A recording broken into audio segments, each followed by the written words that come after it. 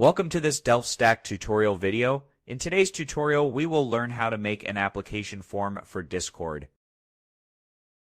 Application forms are useful for recruiting members, staff, or moderators.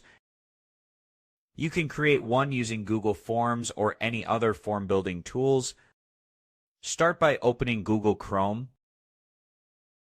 Log into Google Forms, and as you can see, I have already made a sample form by adding a title, description, and several questions for applicants. These include questions like name, age, availability, and experience. You can add any questions you want. Next, customize your form using sections, multiple choice questions, or short answers depending on your needs. You can also add conditional logic to show questions based on previous answers.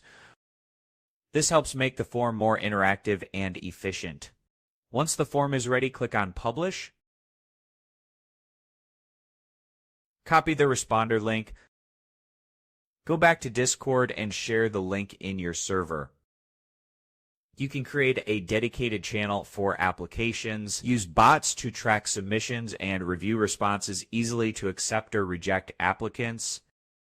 We learned how to create a Discord application form, customize questions and sections, share it in the server, and manage submissions efficiently. Thanks for watching, and don't forget to check out the next Stack tutorial videos.